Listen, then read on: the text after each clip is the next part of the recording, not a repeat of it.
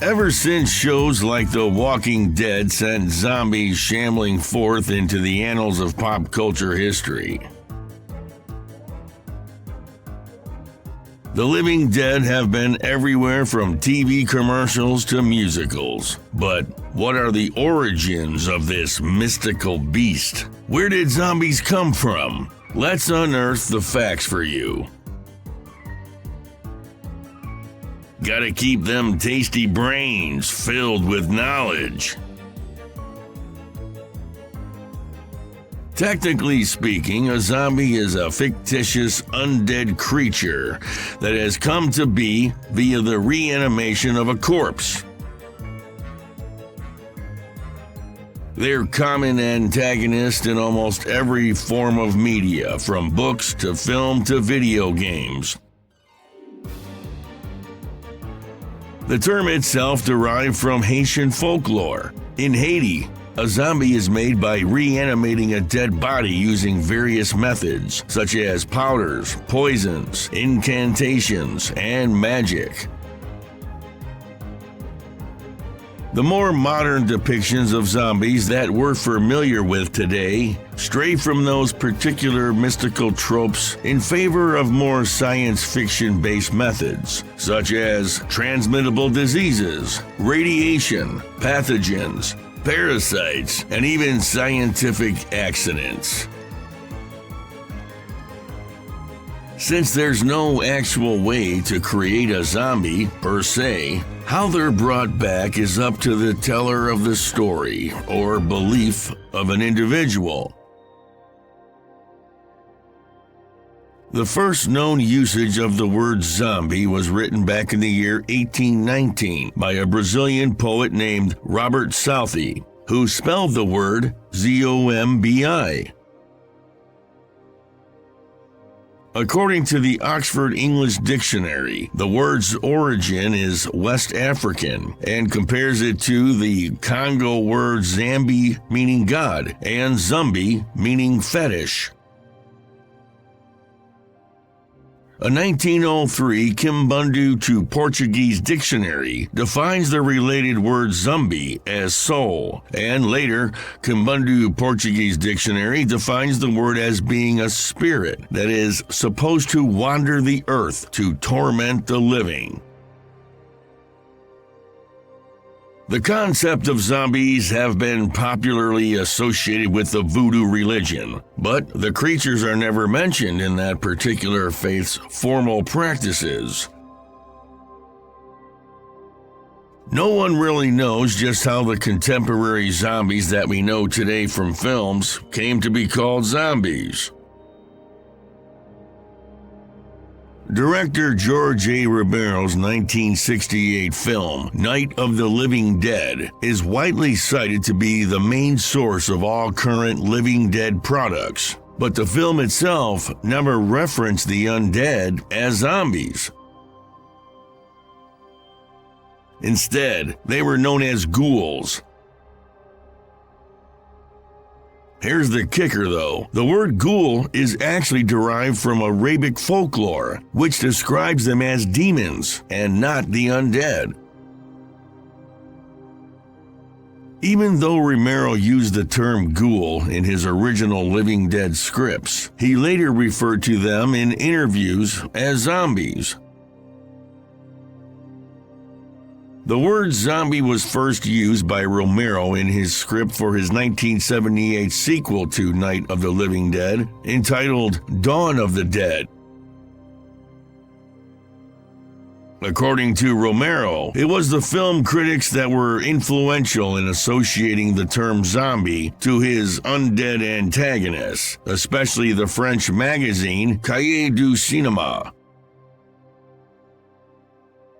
Eventually, Romero adopted the term, even though he was of the mindset that zombies corresponded to the undead slaves of Haitian voodoo rituals that were depicted in White Zombie, starring horror legend Bela Lugosi. Zombies are widely featured in Haitian rural folklore as dead people who have been physically revived by the acts of a necromancer, a witch, or a sorcerer. A necromancy practitioner known as a bokor is usually opposed by a haungan, which translates to priest, and the mambo meaning of priestess of the official voodoo religion. Zombies will remain under the control of the bokor as their slave. Zombies under the spell of a bokor have no will of their own.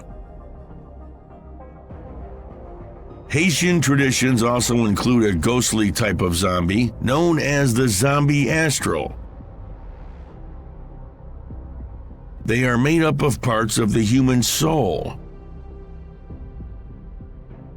Bokars catch zombie astrals to enhance their spiritual power. Bokars can also capture a zombie astral and steal it inside of a specially decorated bottle to be sold to a client as a means to bring business success, luck, or even healing properties. Haitians believe that God will sooner or later come to reclaim the zombie's soul. So, in essence, zombies are temporary spiritual entities. The belief in zombies and zombie traditions were brought to Haiti by enslaved Africans, and their experiences as what was known as the New World.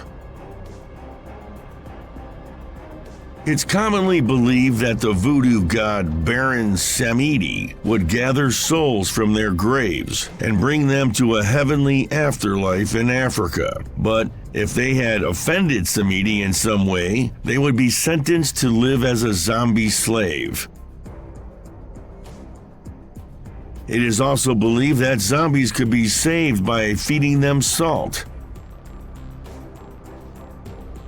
According to English professor Amy Willens, wrote that the modern concept of zombie was heavily influenced by Haitian slavery. Voodoo priests, or promoted slaves who had become slave drivers who worked on the plantations, would use the fear of zombification to scare slaves and dissuade them from committing suicide. It wasn't long before Haitian zombie phenomenon attracted widespread international attention, especially during the United States occupation of Haiti from the years 1915 to 1934. During this time, a number of case histories of purported zombies came to light. In 1929, author William Seabrook wrote the very first book on this subject, entitled The Magic Island. Seabrook wrote about Article 246 of the Haitian Criminal Code, which passed in the year 1864, saying that it was an official recognition of zombies. This very passage was used in promotional materials for the 1932 horror film White Zombie.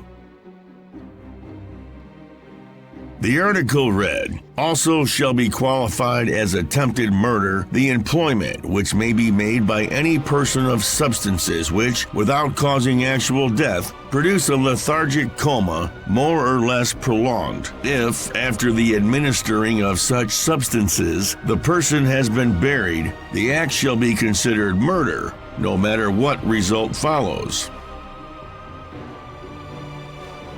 In the year 1937, American author, anthropologist, and filmmaker Zora Neale Hurston was researching Haitian folklore when she encountered the strange case of a woman who appeared in a village. A local family claimed that the woman was one of their relatives. She was named Felicia Felix Mentor. There was just one problem. She had died and been buried at the age of 29 in the year 1907. Felicia Felix Mentor was examined by a doctor who, after taking x-rays, she didn't have the leg fracture that she was known to have suffered from. Fascinated, Hurston decided to pursue the rumors that affected victims were given a powerful psychoactive drug, which gave the victim the appearance of being dead. However, Hurston wasn't able to find anyone that was willing to offer any serious information. Hurston wrote, "What is more, if science ever gets to the bottom of voodoo in Haiti and Africa, it will be found that some important medical secrets, still unknown to medical science, give it its power, rather than gestures of ceremony." Many decades after Hurston's work, Harvard ethnobotanist Wade Davis presented a pharmacological case for zombies in his 1983 article that appeared in the Journal of Ethnopharmacology. Later on, his work was featured in two popular books. 1985's The Serpent and the Rainbow, which was later turned into a film by horror legend Wes Craven in 1988, and then again that same year in the book Passage of Darkness, The Ethnobiology of the Haitian Zombie. Davis journeyed to Haiti in the year 1982, and he concluded through his investigations that a living person could be turned into a zombie by administering two special powders into the system of a victim via their bloodstream. The first powder includes tetrodotoxin, or TTX for short. This is a powerful and frequently fatal neurotoxin that can be found in the flesh of a pufferfish. The second powder is made up of deliriant drugs like datura, which are fittingly well known as devil's trumpets. When combined, these powders are believed to induce a death-like state. While in this weakened state, the will of the victim would be entirely controlled by the Bokor. Davis also popularized the tale of a man named Clervius Narcissi, who claimed to have fallen victim to this practice. Davis described the zombie-like state as being a death-like condition of suspended animation. Soon afterward, a victim would reawaken, usually after being buried, and be in a severely psychotic state. The psychosis induced by the drug and psychological trauma was hypothesized by Davis to reinforce culturally learned beliefs and to cause the individual to reconstruct their identity as that of a zombie, since they knew that they were dead and had no other role to play in the Haitian society. Society reinforced this belief, and it was hypothesized by Davis to confirm that the zombie individual to be in a zombie state. Such infected individuals were known to hang around in graveyards while exhibiting a trance-like behavior. Davis has made claims that have been heavily criticized, such as his suggestion that Haitian witch doctors can keep their zombies in a state of a pharmacologically induced trance for many years. TTX poisoning can exhibit a wide range of symptoms, everything from numbness and nausea to paralysis of the muscles of the diaphragm, unconsciousness, and even death. However, they do not include stiffened movements or a death-like trance. Psychologist Terence Hines maintains that the scientific community should dismiss tetrodotoxin as the cause of this state, and that Davis's assessment of the nature of the reports of Haitian zombies is viewed as overly credulous. A Scottish psychiatrist by the name of R.D. Lang once highlighted the link between cultural social expectations and compulsion in the context of mental illness, such as schizophrenia. Lang suggests that schizogenesis may be the reason for some of the psychological details of zombification. In particular, Lang contends that cases in which schizophrenia can manifest a catatonic state.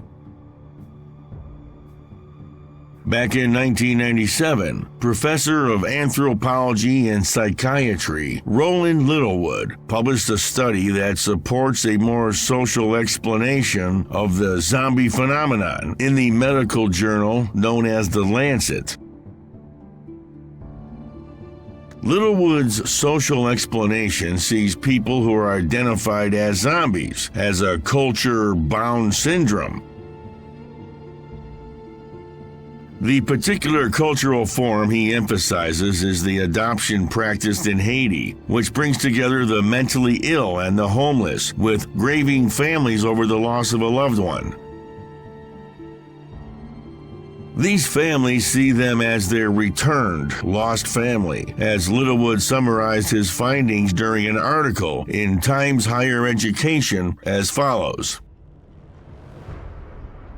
I came to the conclusion that although it is unlikely that there is a single explanation for all cases where zombies are recognized by locals in Haiti, the mistaken identification of a wandering mentally ill stranger by bereaved relatives is the most likely explanation in many cases. People with a chronic schizophrenic illness, brain damage, or learning disability are not uncommon in rural Haiti, and they would be particularly likely to be identified as zombies.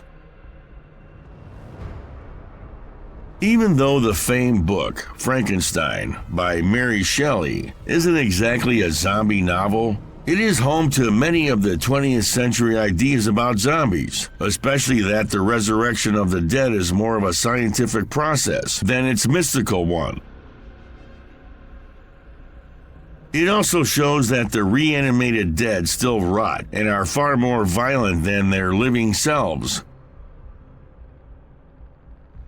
Published in 1818, Frankenstein has its roots planted firmly in European folklore. Their tales of the vengeful dead also created the evolution of the modern concept of another famed creature, the vampire. During the 20s and early part of the 30s, American horror author Howard Phillips Lovecraft wrote multiple novellas that dealt with the undead theme in The Vault, The Outsider, and Cool Air. All featured tales of the undead, but it was his 1921 tale, Herbert West, Reanimator, that helped define zombies in popular culture. This series of short stories focused on Herbert West, a mad scientist who attempts to revive human corpses with, shall we say, mixed results. Specifically, the newly resurrected dead are primitive, uncontrollable, mostly mute, and insanely violent. Even though they're not referred to as zombies in his story, their portrayal laid the groundwork for the modern conception of zombies. In the early 50s, vengeful zombies were a staple in EC Comics horror. Titles like Vault of Horror, Tales from the Crypt, and Weird Science. And George A. Romero himself would later cite them as an influence for his Living Dead. In the year 1954, Arthur Richard Matheson released one of his most popular novels, I Am Legend, and though it is primarily classified as a vampire story, it still had a powerful impact on the zombie genre thanks to Romero. The novel and its 1964 film adaptation, The Last Man on Earth, starring horror legend Vincent Price, told the story of a lone human survivor trying to stay alive amidst a world of vampires. Romero cited the book and the film as having a great influence on his 1968 low-budget classic, Night of the Living Dead. Romero's film proved to be more influential on the concept of zombies than any literary or cinematic work before it or after it. Of course, as time moved on, zombies, like everything else, evolved. One of the most popular evolutions of the living dead is that they can now run. Fast zombies are in stark contrast to Romero's classic slow, shambling zombies. Fast zombies are way more aggressive, and sometimes they're often thought to be more intelligent. The debut of fast-moving zombies came about during the 1990s in Japanese horror video games. In the year 1996, Capcom released their survival horror video game, Resident Evil, and that game featured zombie dogs who would run towards the player. Later that year, Sega released their popular arcade shooter, The House of the Dead, and it introduced running human zombies who would move ferociously toward the player. The running human zombies that were introduced in the House of the Dead video games inadvertently became the basis for the fast zombies that grew in popularity during the early 21st century, starting with films like 2002's 28 Days Later, the Resident Evil and House of Dead film adaptations, and the 2004 remake of George A. Romero's sequel to Night of the Living Dead, Dawn of the Dead remake.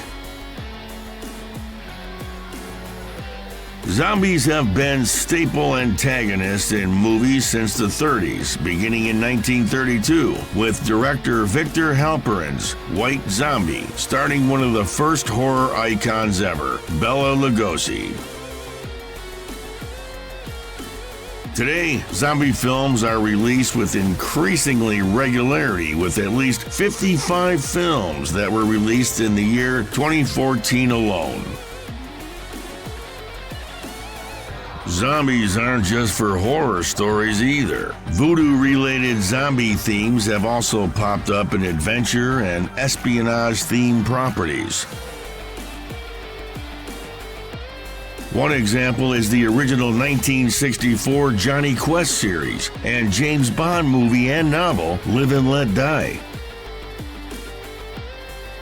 These projects feature Caribbean villains who claim to wield the voodoo power of zombification as a means to keep everyone afraid of them.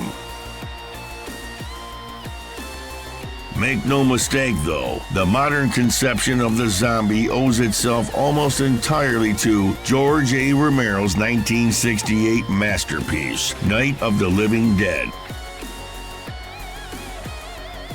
With his movies, Romero bred the zombie with the vampire, and what he got was the hybrid vigor of a ghoulish plague monster. This gave birth to an apocalyptic vision of monsters that have come to be known as Romero zombies. Beloved film critic Roger Ebert of the Chicago Sun-Times once admonished theater owners and parents who let kids to see the movie. "I don't think the younger kids really knew what hit them," complained Ebert. "They were used to going to the movies, sure, and they'd seen some horror movies before, sure, but this was something else." According to Ebert, the film affected the audience immediately. Ebert was quoted as stating the following: "The kids in the audience were stunned. There was almost complete silence. The movie had stopped being delightfully scary about halfway through and had become unexpectedly terrifying. There was a little girl across the aisle from me, maybe 9 years old, who was sitting very still in her seat and crying." Romero's reinvention of zombies is incredibly important in terms of the way that he used his antagonists. Romero used zombies as a vehicle to criticize real-world social ills such as government ineptitude, bioengineering, slavery, greed, and exploitation, while indulging our post-apocalyptic fantasies. Night was the first of what would be 6 films in Romero's Living Dead series. The first sequel, Dawn of the Dead, was released in the year 1978, followed by 1985's Day of the Dead, 2005's Land of the Dead, 2007's Diary of the Dead, and finally 2009's Survival of the Dead. Each of Romero's films introduced certain hero zombies who stood out from the pack. One such hero zombie was portrayed by horror personality and historian Steve Barton, who was quoted during a 2010 interview about why Romero's zombie movies have become and remain so popular. According to Barton, Romero's movies changed the game. These weren't monsters in the classic sense with fur, scales, or fangs. They weren't in remote, spooky castles. They were and are living right next door. The terror was now coming from within, a place in which you would normally feel extremely safe. These ghoulish things were our friends, our neighbors, and our families, and they were coming for us. If the person you love most came at you wanting to kill you, would you have what it takes to stop them? You may be able to do it physically, but what about mentally? Such a horrific occurrence would no doubt change you forever. Can you even think of anything scarier than that? I certainly can't. In several European countries, Romero's Dawn of the Dead was released under the title Zombie. Just months after it came out, Italian horror director Lucio Fulci released a quasi-sequel known as Zombie 2, and that spawned a franchise all on its own. When Zombie 2 came out in the United States, it was known simply as Zombie. Dawn of the Dead remained the most commercially successful zombie film for several decades, until the popularity of zombies gripped the world in the 2000s. According to author Kim Newman in the 2011 book Nightmare Movies, the zombie revival began in the Far East during the late 1990s. It gained momentum largely because of 2 Japanese zombie games released in 1996, Capcom's Resident Evil and Sega's House of the Dead. The success of these 2 zombie-themed games ignited a wave of Asian zombie flicks like 1998's Biozombie, 2 films in 1999, Wild Zero and Junk, then Versus in the year 2000, and a movie called Stacy in 2001. The reanimation of the undead's popularity eventually went global, thanks in no small part to Resident Evil and the House of the Dead, which were both adapted to films that achieved varying degrees of success and infamy. The turn of the millennium dovetailed neatly with a long-running string of undead box office successes that saw the zombie subgenre enjoying a resurgence. The Resident Evil movies, which were released during the years 2002 and 2016, the British films 2002's 28 Days Later and its 2007 sequel 28 Weeks Later, alongside 2004's Dawn of the Dead remake and the zombie comedy Shaun of the Dead, all went on to score some big box office dollars. The renewed interest sparked Romero's return to the world of living dead with his 2005 film, Land of the Dead. That's a lot of flesh eaters. Some might say a horde. The surprising success of the horror comedy Shaun of the Dead led to more successful zombie comedies during the late 2000s to early 2010s, like 2009's Zombieland. In the year 2013, the AMC series The Walking Dead brought the rotting villains home to the small screen, giving the cable channel the highest audience ratings in the United States for any show on broadcast or cable, with an average of 5.6 million viewers in the 18 to 49-year-old demographic. Also, in 2013, the film World War Z became one of the year's highest-grossing flicks and the highest-grossing zombie film of all time. Coinciding with all this, and starting from the mid-2000s on, a new type of zombie film has started shambling its way to popularity. One that found zombies being portrayed as far more human-like in behavior and appearance. These creatures held on to the personality traits that they had when they were among the living. They could even become buddies and sometimes even romantic partners for humans, instead of being just a threat to humanity. Some prime examples of human-zombie romance properties include live-action movies Camille, Warm Bodies, Life After Beth, Nina Forever, Buying the Ex, a stop-motion animated movie Corpse Bride, a television series such as iZombie, In the Flesh, Babylon Fields, and Pushing Daisies.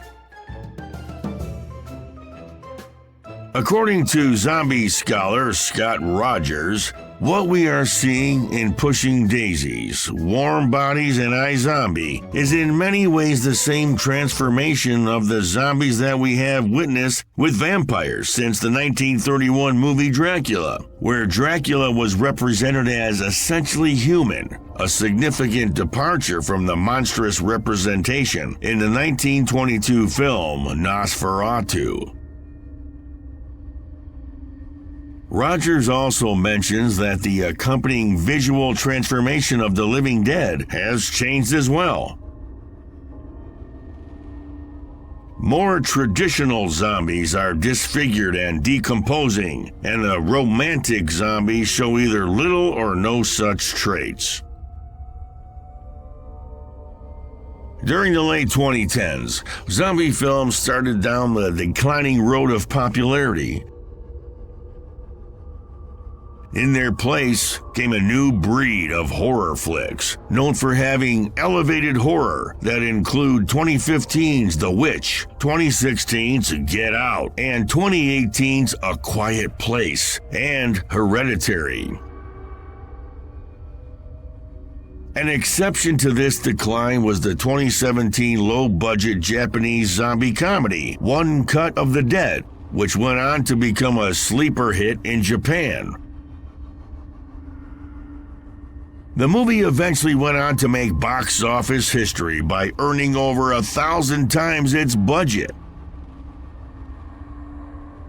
One Cut of the Dead has gone on to enjoy worldwide acclaim, with Rotten Tomatoes stating that it reanimates the moribund zombie genre with a refreshing blend of formal daring and clever satire. Zombies have also become key elements of apocalypse-themed movies. The standard subtext of the zombie apocalypse is that civilization and society as a whole is extremely vulnerable to whatever the unexpected holds for it. Most people, if they're desperate enough, prove to be unreliable, begging the question, who is the real monster, us or them? The running narrative of zombie apocalypse themes carries solid connections to the bumpy social landscape of the United States of America during the 1960s, when Night of the Living Dead provided an unexpected and wholly indirect commentary on the dangers of conformity. This theme was also explored in the 1954 novel The Body Snatchers, as well as the 1956 film Invasion of the Body Snatchers.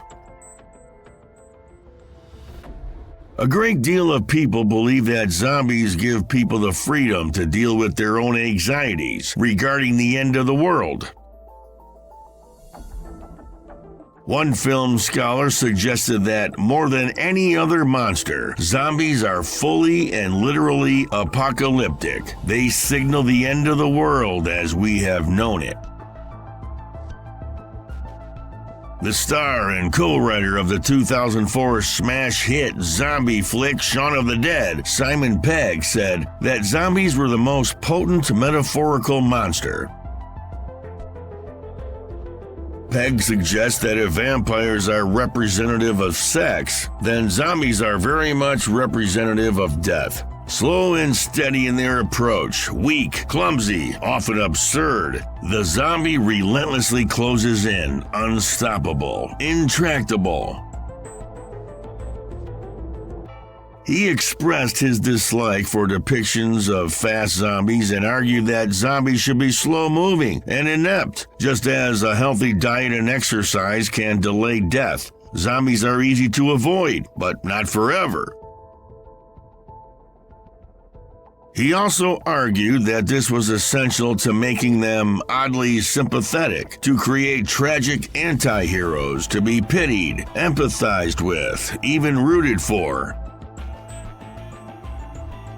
The moment they appear angry or petulant, the second they emit furious velociraptor screeches, as opposed to the correct mournful moans of longing, they cease to possess any ambiguity. They are simply mean. The first contact with zombies are always very traumatic and dangerous. These contacts are known to cause panic, disbelief, and shock. Another possible reaction to the threat of the living dead is denial, and that could be the most dangerous of them all, because it can hamper a survivor's ability to manage hostile encounters. During the 90s, zombie fiction became a distinct literary subgenre. With the publication of 1990's Book of the Dead and its 1992 follow-up, Still Dead, Book of the Dead 2. Both of these books were edited by horror authors Craig Spector and John Skip. Skip and Spector's books featured Romero-inspired stories from authors like Stephen King and have become influential in the horror genre and are considered by many to be the first true examples of zombie literature. Stephen King has written about zombies several times, including his 1990 short story, Home Delivery, and his 2006 novel, Cell, concerning a struggling young artist on a trek from Boston to Maine, in hopes of saving his family from a possible worldwide outbreak of zombie-like maniacs. Max Brooks's 2006 novel, World War Z, became a New York Times bestseller. Brooks had previously authored the Zombie Survival Guide in 2003, a zombie-themed parody of pop fiction survival guides. Brooks believes that zombies are popular because other monsters may threaten individual humans, but the living dead threaten the entire human race. Zombies are slate wipers. Seth Grahame-Smith's 2009 mashup novel, Pride and Prejudice and Zombies, combines the entire text of Jane Austen's 1832 opus Pride and Prejudice with a story about a zombie epidemic within the novel's British Regency period setting. As crazy as that sounds, it became wildly popular. This prompted Katie Hirschberger of St. Martin's Press to declare back in 2009 that, in the world of traditional horror, nothing is more popular right now than zombies. The living dead are here to stay. The decades of 2000 and 2010 were marked by a decidedly new type of zombie novel, in which zombies retain their humanity and become friends, or even romantic partners for humans. Critics largely attribute this trend to the influence of Stephenie Meyer's Twilight series. One of the most prominent examples is Generation Dead by Daniel Waters, featuring undead teenagers struggling for equality with a living and human protagonist falling in love with their leader.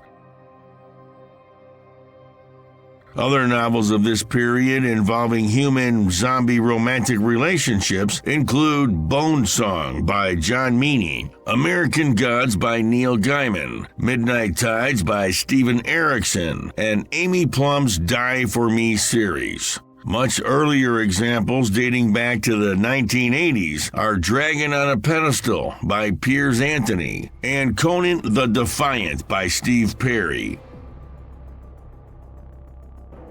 There has been a growth in the number of zombie manga in the last decade, and in a list of 10 great zombie manga, Anime News Network's Jason Thompson placed I Am a Hero at number 1, considering it probably the greatest zombie manga ever. In second place was Living Corpse, and in third was Biomega, which he called the greatest science fiction virus zombie manga ever.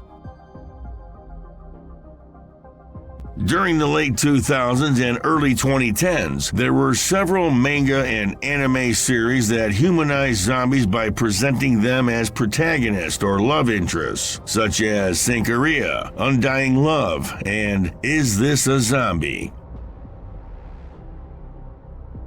Back in the year 1996, 2 horror games brought the living dead to the next level of entertainment. Sega's The House of the Dead, and of course, Capcom's Resident Evil series. They ignited a worldwide craze for zombie games. Back in the year 2013, George Romero said that it was the video games Resident Evil and House of the Dead, more than anything else, that helped to popularize zombies in the early 21st century pop culture. These games even feature the first modern fast-running zombies, such as Resident Evil's running zombie dogs, and more specifically, House of the Dead's running human zombies. Now that the living dead could run, this new flavor quickly tore into the hearts of modern zombie fans. It wasn't long before zombies were running rampant through the worlds of video games. They were everywhere, from the survival horror genre to stealth to first-person shooters and, of course, in role-playing genres. Alongside Resident Evil and the House of the Dead, many huge franchises saw zombies digitally shambling and running through the minds of gamers everywhere. The living dead feasted on properties like Silent Hill, Dead Island, Dead Rising, Left 4 Dead, World War II themed games, Zombie Army Trilogy, and Zombie Army 4, Plants vs. Zombies, Dying Light, The Last of Us, State of Decay, and even military shooters like Call of Duty enjoyed some good old-fashioned gut munching. A series of games has also been released based on the widely popular TV show The Walking Dead, which first aired in 2010. PopCap Games' Plants vs. Zombies, a humorous tower defense game, was an indie hit in 2009, featuring in several best of lists at the end of that year. the massive multiplayer online role-playing game Urban Dead, a free grid-based browser game where zombies and survivors fight for control of a ruined city, is one of the most popular games of its type. DayZ, a zombie-based survival horror mod for Arma 2, was responsible for over 300,000 unit sales of its parent game within 2 months of its release. Over a year later, the developers of the mod created a standalone version of the same game, which was in early access on Steam, and so far has sold 3 million copies since its release in December 2013. Romero would later opine that he believes that much of the 21st century obsessions with zombies can be traced more towards video games than films, noting that it was not until the 2009 film Zombieland that a zombie film was able to gross more than $100 million. Outside of video games, zombies frequently appear in trading card games, such as Magic, The Gathering, or Yu-Gi-Oh! Trading card games, which even has a zombie type for its monsters, as well as its role-playing games such as Dungeons & Dragons, tabletop games such as Zombies, and Dead of Winter, a Crossroads game, and tabletop war games such as Warhammer, Fantasy, and 40K. The game Human vs. Zombies is a zombie-themed live-action game played on college campuses. Writing for Scientific American, Kyle Hill praised the 2013 game The Last of Us for the game's plausibility, which based its zombie enemies on a fictional strain of the cordyceps fungus, which has real-world parasitic properties. Despite plausibility, to date, there have been no documented cases of humans infected by cordyceps. Zombie video games have remained popular in the late 2010s, as seen with the commercial success of the Resident Evil 2 remake and Days Gone in 2019.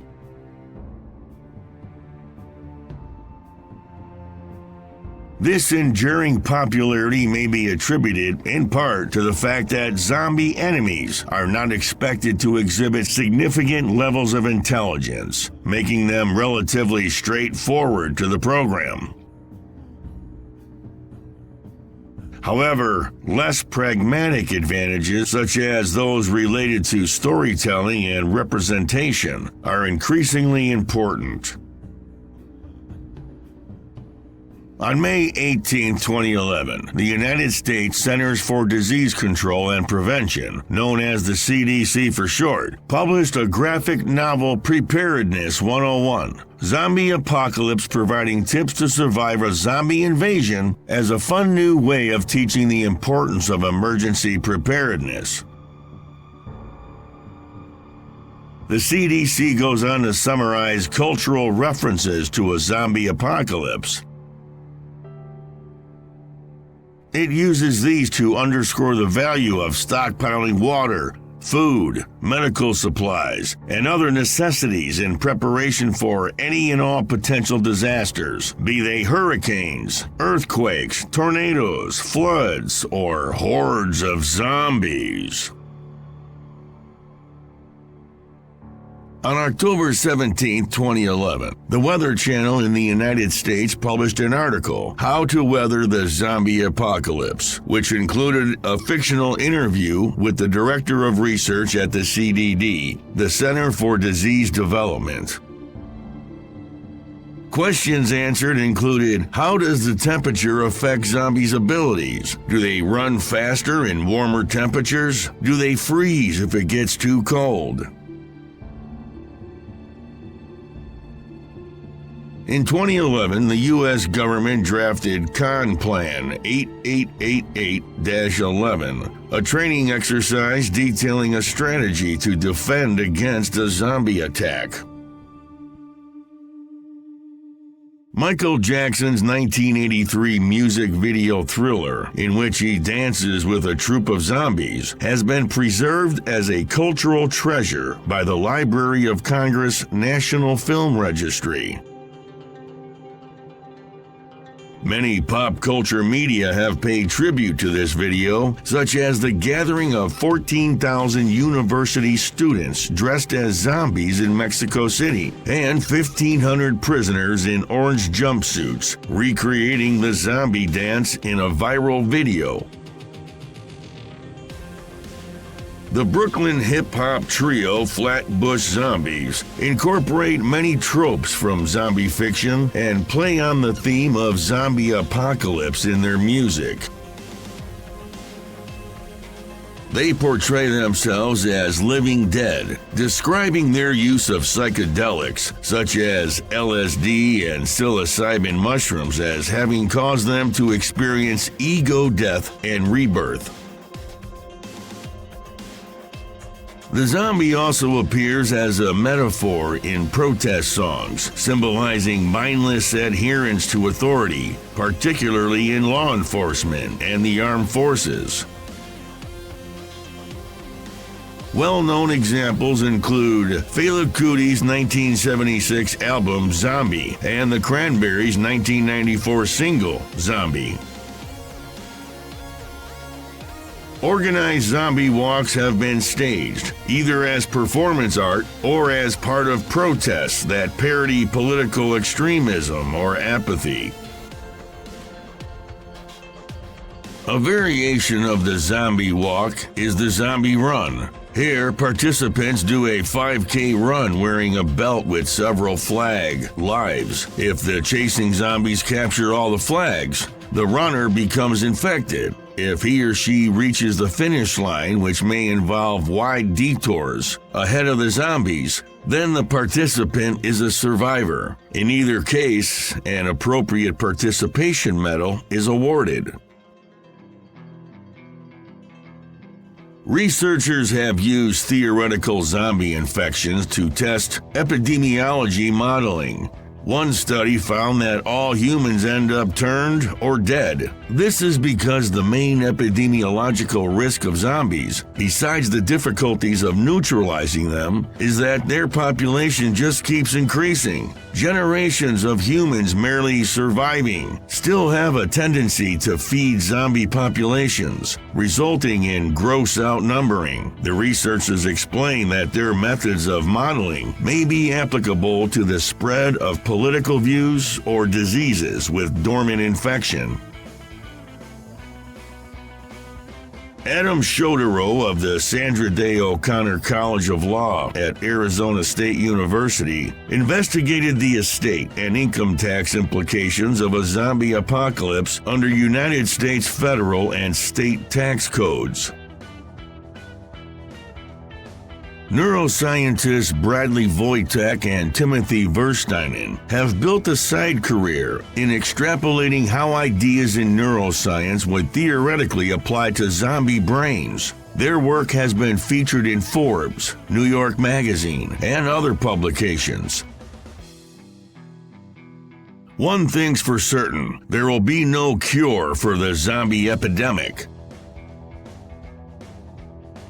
The shambling creatures, whether they be slow or fast, show no signs of dying out completely. And that just goes to show you what George A. Romero always knew. You cannot keep a good ghoul down.